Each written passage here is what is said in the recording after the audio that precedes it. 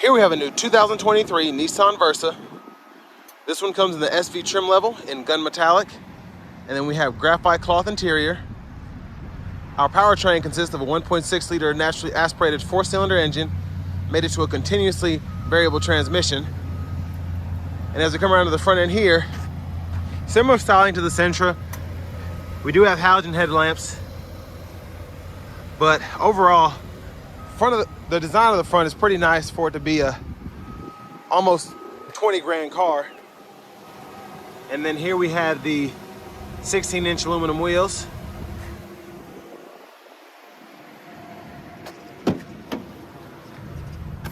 So I'm gonna top this for later. And then going to the door panel here, we do get one-touch automatic up and down window for the driver's side and regular power windows for the other 3 doors. Rear window lock is here, power door lock controls. We can pick a side for the mirror, and then we can adjust using this little dial here. Good size bottle holder there, a little storage in the side pocket, storage pocket here. And then here we have our 6-way manual driver's seat. I like the color though. And I have that seat up front adjusted for someone of my size, being 6'3" with longer legs. Well, let's go ahead and check out this leg room. So I just did an SR because I was wanting to compare the SV to the SR in terms of just features, but legroom is the same. My hair is running across the headliner here, but it's okay. If you had a shorter person driving and a little shorter person back here, you won't have an issue.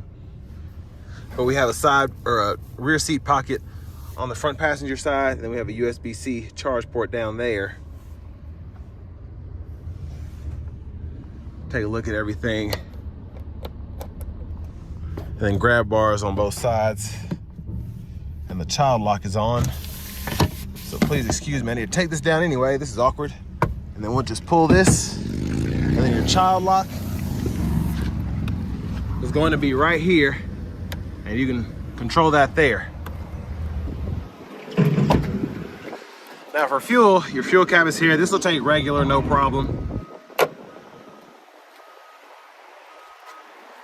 And then let's check out this trunk space, which is pretty great for this size of a vehicle. You have plenty of space back here. And then this one has the cargo net as well.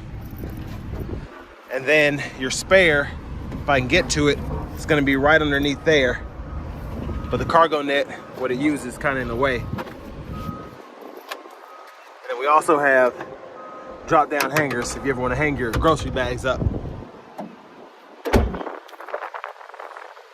And there's a look at the back there.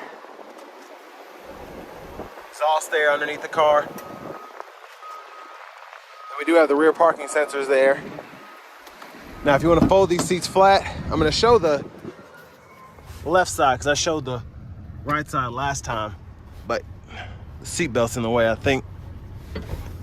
There we go. So that's your space, and you can run longer objects from the back all the way to the front if you need to, and pretty easy to just fold it back into place and it'll lock up.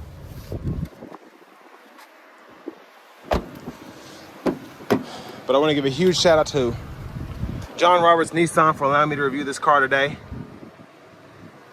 There's a 4-way manual seat here, and they have a pretty nice selection right now. The owner's manual's here and a nice size glove box for this kind of car.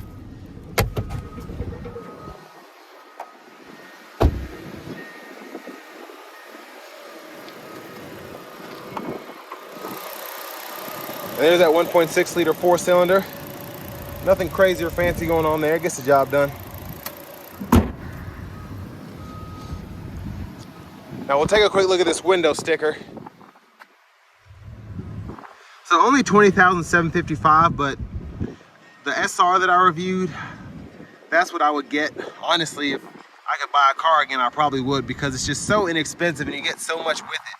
But this one's still pretty cheap. It's cheaper than that one, but I feel like you don't get as much. But I'll let you all decide that, see if it's worth it.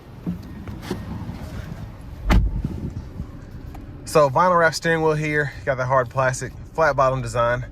Nothing fancy going on there. And then compared to the SR I just reviewed, this is a 7-inch screen. I think that one was an 8 or 9-inch screen. I think it was an 8-inch screen.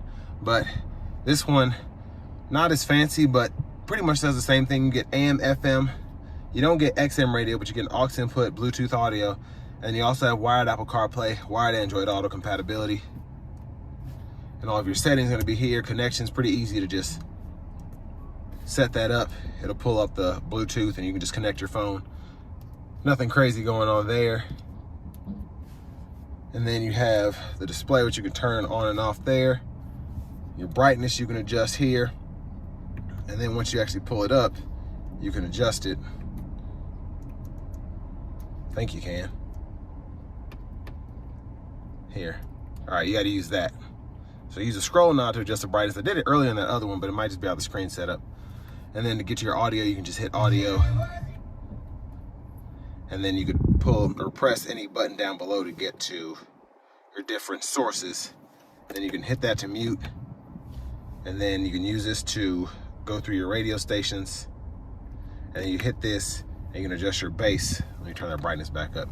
So you can see I'm adjusting the bass with the scroll knob here. Backup camera there, no guidelines that follow you as you turn the steering wheel. And then down below here we get single zone manual climate controls. You can adjust your fan direction here as you turn. And then AC toggle here, fan speed here, and temperatures here. And everything else pretty self-explanatory. Rear defrost, circulation, all that. Down here we get a 12 volt, and then we have an aux input and a USB-A port there to run your Apple CarPlay, Android Auto. But I do like that we have the wireless charging pad, even this SV. And then your shifter here, pull the lever, reverse, neutral, drive, low gear, and then in drive you can toggle your sport mode with this button here. Cup holders, electronic emergency brake, excuse me. And then we have storage pocket in here, which is not the best, but pretty deep. And then you do get a USB-C charge port right here. And then dome lights here, you can set those on, door, or off. And you can pick a side here. It's pretty self-explanatory. There's a view of the back seat from up here. And then let me just point out this dash. I love the color scheme in here. They did that dark blue with the black, or the gray, whatever you want to call it, and that just looks really good going across the dash there. Now to the left side of the steering wheel, we can use these 4 arrows and this OK button to go through that digital part of the gauge cluster on the left side. And pretty easy to go through. And then volume controls are over here, track list or radio station presets. You can toggle here, back button for that gauge cluster, and then you have your cruise controls here. And you can go through all that. And then Bluetooth, voice recognition. Blinkers are here. And then high beams are there. Flasher high beams here. And then you have off, corners, on, and then your auto mode there for your headlights. And then windshield wiper controls, one time, intermittent, low, high. You can adjust your intermittent here. And then push button start. And finally, here's our key fob. And one more thing I wanted to point out, hazards right there.